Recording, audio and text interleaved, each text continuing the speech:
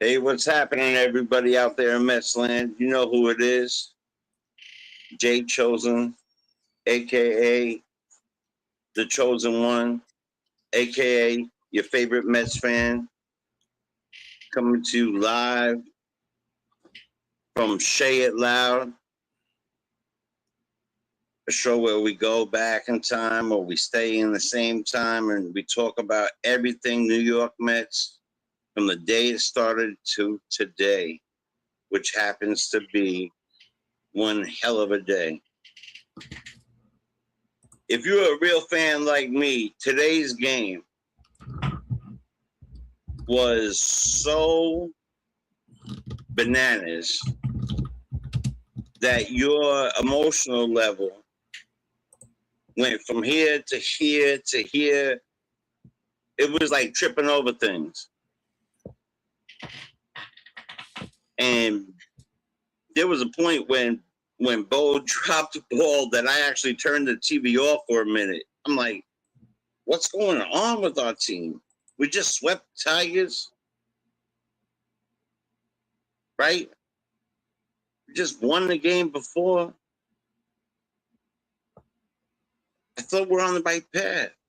We have the baby Mets doing our thing. We got other people hitting. Swaggy's coming alive. It's starting to remind me of a team that started building its way up.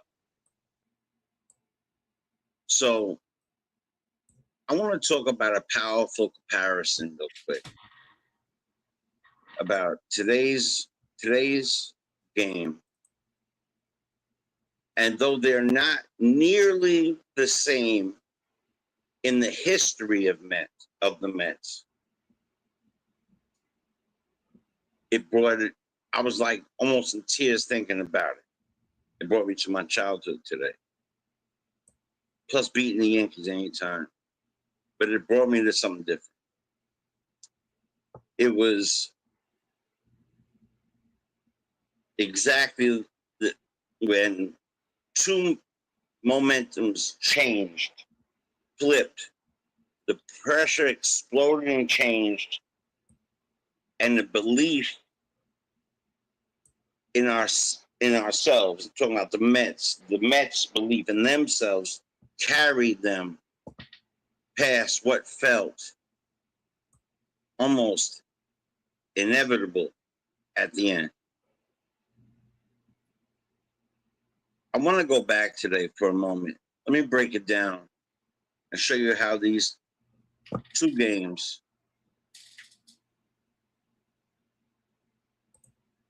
compare, and then I'm going to bring it back to life for you. Especially if you were alive during that time, I hope that it really brings you back to where you were when this happened. So we all just saw this. I don't have to talk right away about what just happened today, but I want to talk about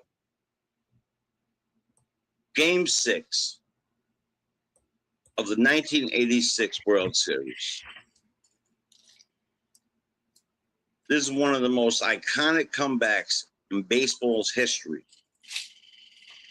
The Mets were down 5-3 in the 10th inning, facing elimination against the Boston Red Sox. And then all of a sudden, Gary Carter hits a single, sparks some hope. I'm 10 years old. My eyes are like this. I'm doing this. And Kevin Mitchell,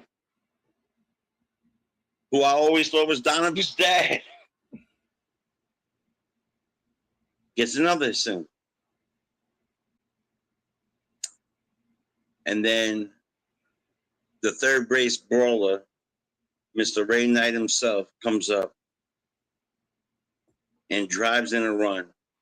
Now we're down 5-4.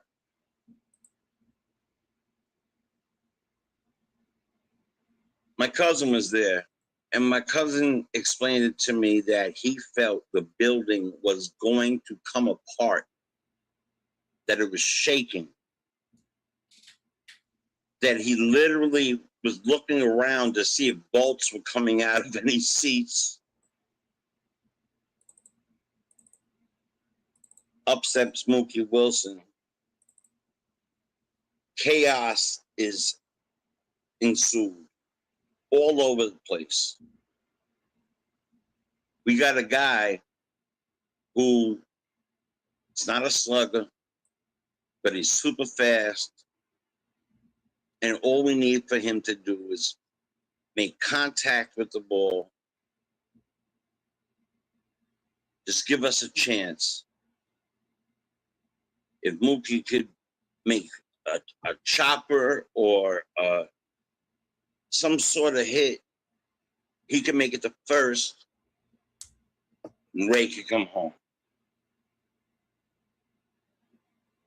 Then comes the moment.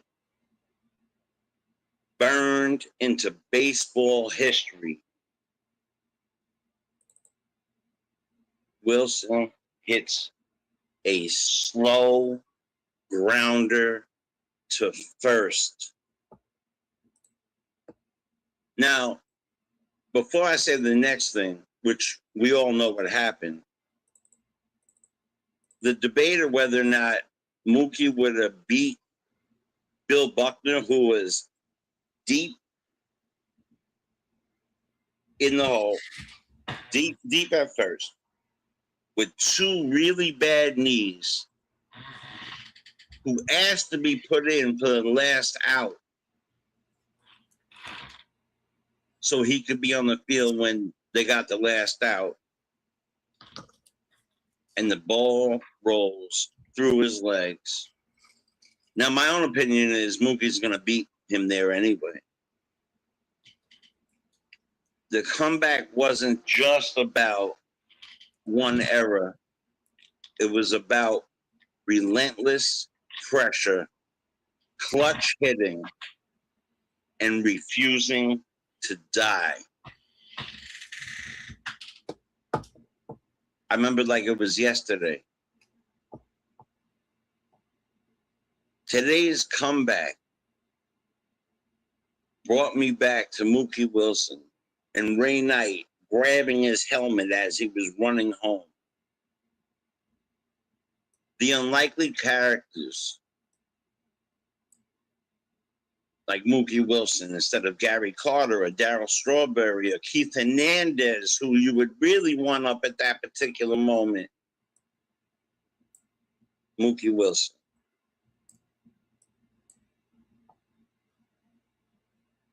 And the rest is history at that point. Now, I'm not comparing them as iconic. I'm comparing today's game and that game as the will to win and possibly something that will spark something in us that will push us forward and help us continue to win more and more. Because as soon as that ball went through there, the game was tied. Shea Stadium erupts. Moments later, the Mets win. Now, why I brought this up? While not etched in the history like in '86, the DNA right now is starting to feel similar. You got the baby Mets, got Vientos starting to hit again, Swaggy's starting to hit again, Soto pitching, and then bear with me here. So today's game, why do I find it so similar? Why did I go straight back to that game? Well, one is I'm a super huge Mets fan, and I'm always thinking about similarities in different games and players and people and who were on there at the same time. But I kind of want to break down what I felt today. So, like I said, not etched in the history, but could be a propeller with Washington and the Miami coming up. In today's game, the Mets did what? They fell behind early, pressure situation, struggled to generate offense.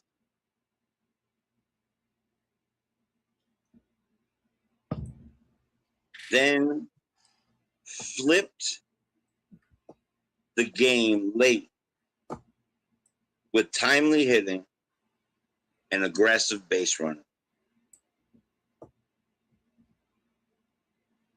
When I tell you I couldn't take my mind off of 86 being 10, realizing how long I've been a part of this Mets life and how much Mets, the Mets, on my heartstrings. They're my favorite team in all teams. So the comparison to it just started drawing closer and closer. I even called somebody. I said, am I bugging? They said, do you feel that? They felt it too. So today's game, just like in 86, we go down.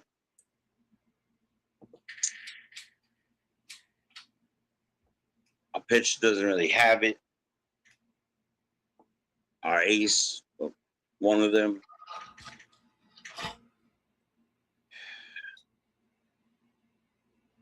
is our rival. Crosstown people, like in my house, saying that team's name is a curse word.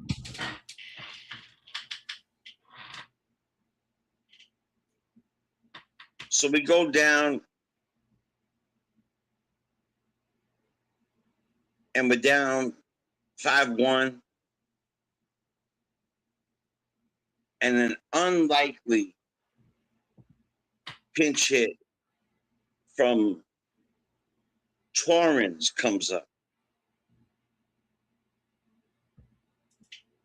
A pinch hit RBI double down the line that started to shift the momentum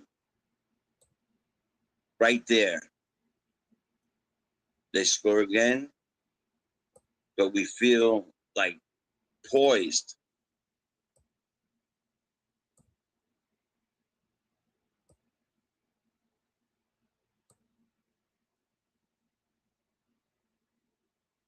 Williams comes in.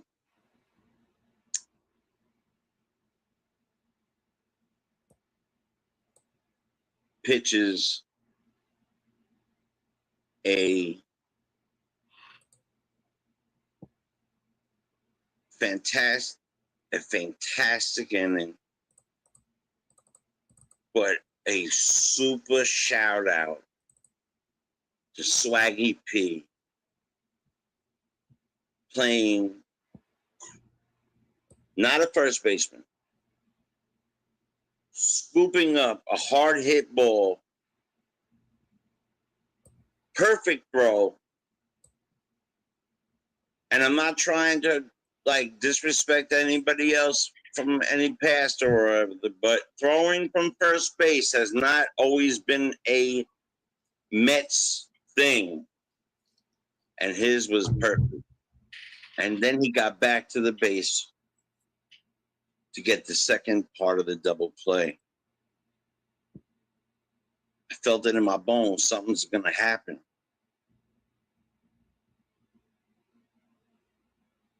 A few moments later, come up. Simeon's on second. The baby Mets are about to start in. Unlikely characters were going to be part of the future that are going to be etched in history. I promise you that.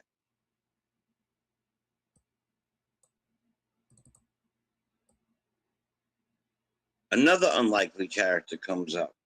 First, you get A.J. Ewing, the perfect one. Simeon to third. Okay.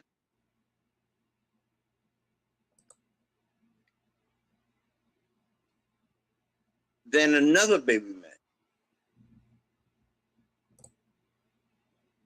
comes up and works his way to first. And again, another guy comes up that you wish was Soto, Lindor,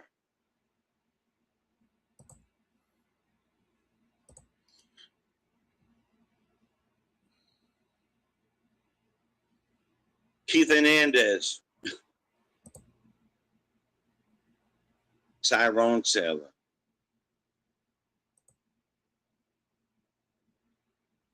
Another unlikely character like Mookie Wilson.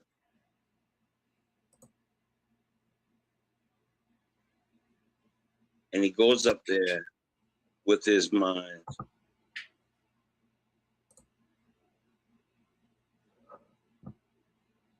probably locked in that this guy is going to toss me something middle, off speed, either middle, or off speed in my zone. And he sat on it and put the boots on that ball. And again, the entire stadium and all of our houses went bananas. Taylor hits a bomb. First pitch, 3-run home run. Now we're tied again. The crowd is ignited. The fire is flaming, fiery. Everybody's hyped. We're excited. So what is that? Smart, just like the other, just like in 86, smart, chaotic, small ball, beautiful bunt by a rookie, everything's in motion, a wild, pressure-filled finish where another young man, another baby man,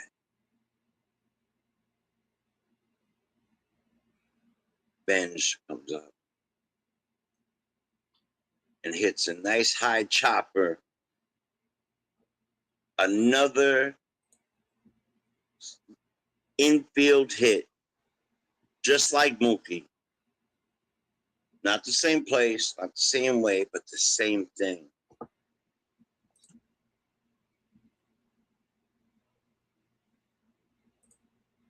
And goes over the pitcher. The two Yankees collide and fall over each other.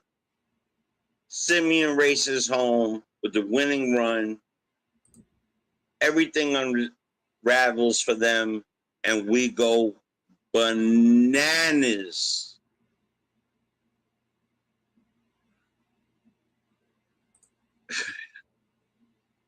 So a few of the comparisons that I really wanted to touch on with this is in 86, down to the final out.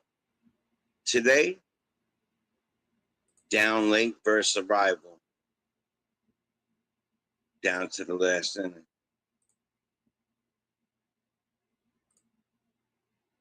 Rally started by contact hitting.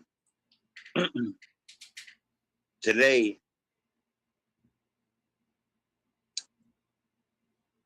us getting on board with Torrens contact hitting kept us alive in this game.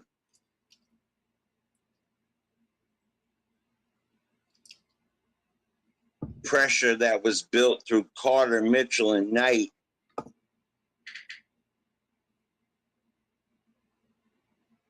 with the pressure with a man who was at any moment about to steal second base and a guy on third and a guy up at the plate that could tie the game. Momentum exploded with Taylor's 3-run home run. Defensive collapse. Buckner's error. A high chopper that two Yankees collide and fall over each other. Shea Stadium is chaotic and go through chaos. Everybody's high-fiving and hugging. And Citi Field today, rivalry erupted. It was eruptic.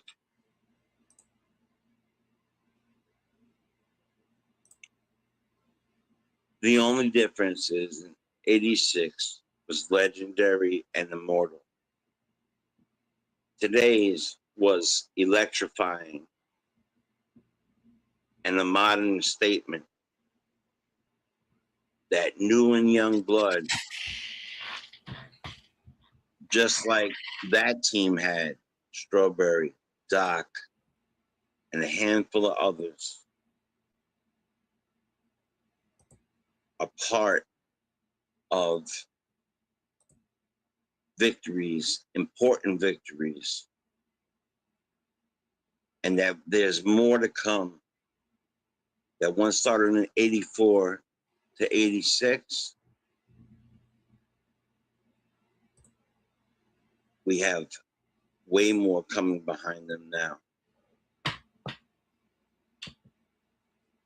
I think there's more connections to it.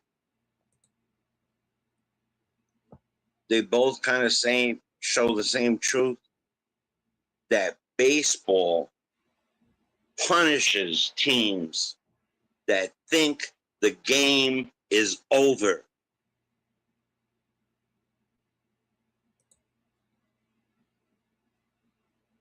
And there's nothing like punishing that team. It always does that. In 86, the Red Sox were 1 out away. Today, the Yankees were in the last inning. One pitch. You pitch anywhere else, that pitch was tailor-made for Tyrone. In both cases, the Mets kept putting the ball in play. Pressure built, pitch by pitch,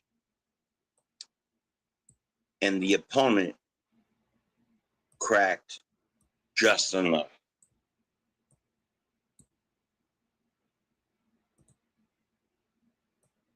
From Gary Carter to Torrens, from Mookie Wilson to a chaotic infield scramble today, it's the same heartbeat across generations to generations that makes us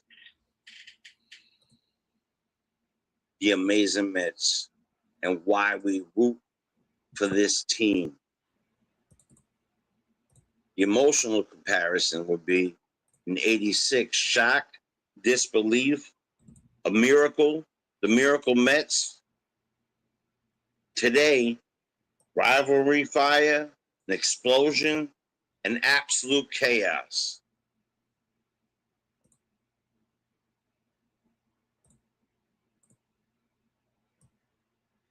One became a legend, and the other one, first one became a legend, and this other one, a reminder that this franchise still carries the same wild, never quit, heart attack, definitely heart attack energy. And just like that night in '86, it only takes one swing, one bounce, one mistake, and everything changes.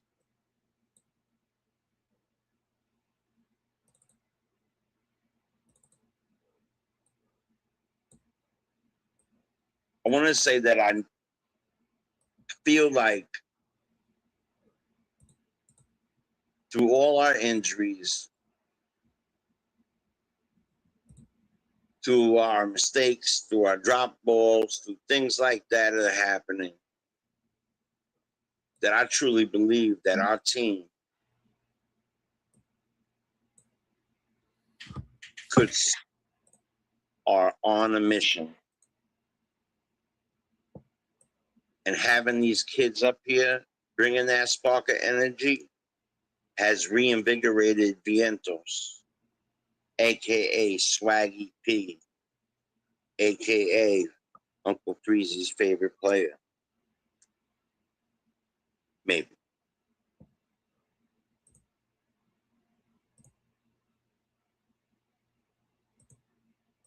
As for me,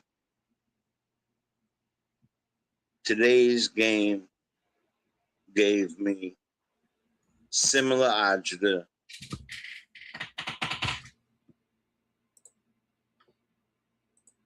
incredible hope, and then chaos with super excitement. And all I want to say is that as Mets fans, we got to believe that after sweeping these Tigers and doing what we did today, that I have that hope that it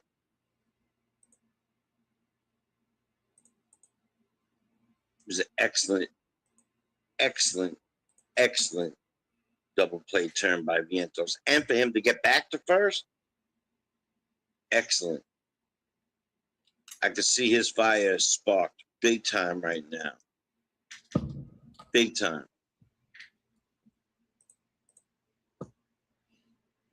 So as a Mets fan to another Mets fan to all the Mets fans, remember that we're the Miracle Mets. We're the amazing Mets. We got great pitching on its way up here. We got great other hitters on the way up here. And maybe a few moves to make like they did in the 80s. And soon, Citi Field will start to feel like it was Shea Stadium falling apart.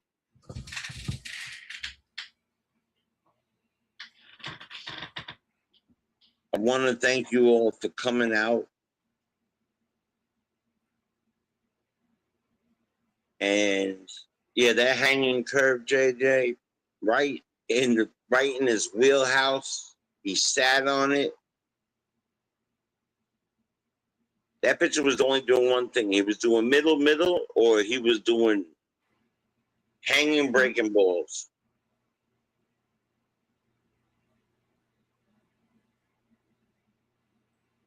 So today gave me a glimmer of hope that I haven't felt in a little while. This week has given me a bunch of that. And the way they're playing small ball and people are starting to catch fire,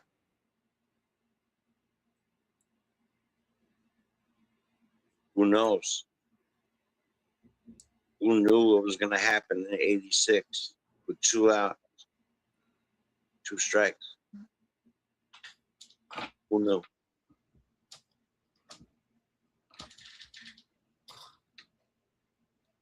The Mets, if they're your heartstrings, let me know. But I think you're letting me know because you're here. If you weren't alive for that, do yourself a favor and go watch it on YouTube or something.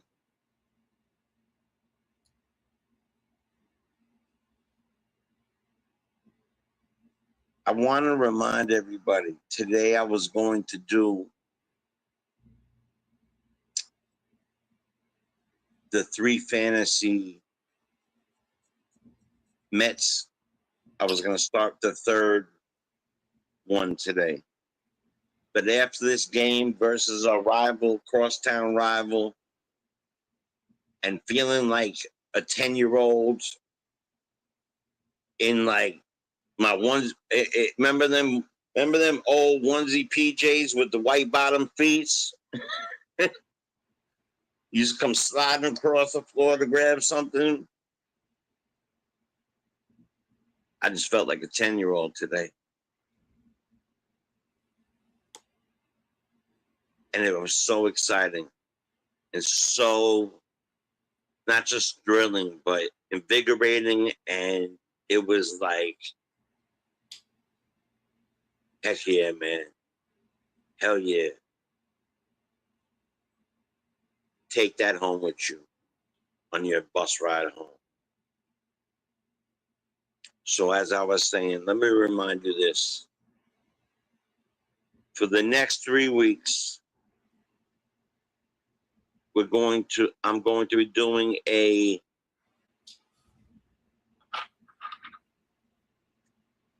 three teams, fantasy teams from 62 to now. Now, here's the real truth. You could look up some, if you weren't alive for some of the old stuff, like I wasn't alive in the 70s when they won it, but I was alive when they won in '86. And you feel like you want to like learn about the people that played, you want to learn about Cleon Jones, you want to learn about Tom Seaver, you want to learn about Nolan Ryan, you want to learn about Doc Gooden or Strawberry or stuff, man, you should. That's our history. Go learn about it. But if you were there, then you know exactly how I feel about what I'm talking about. So next week, they go in order from the bottom to the top. And what you get is pick a player from each position, pick 5 starters, 1 bench player, 1 relief player, and 1 closer. Once again, a player at each position, 5 starters per each one. You're going to get 3 chances at this. The third, which is the least one, fantasy-wise. The second, the middle one. And then your favorite Mets fantasy team of all time will be our 3rd week. Everybody get that? Can I get a yes from somebody that understands that?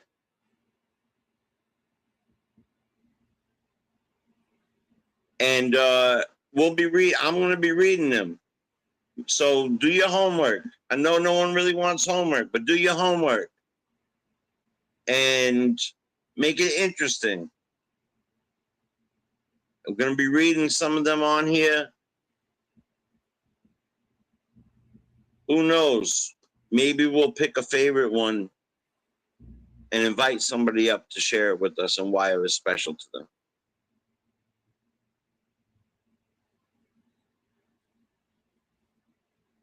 So, what a game. What a team. What a memory. What a day. Both days.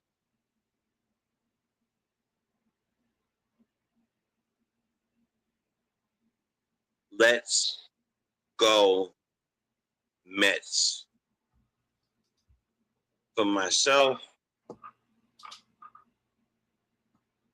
my partner, Uncle Freezy,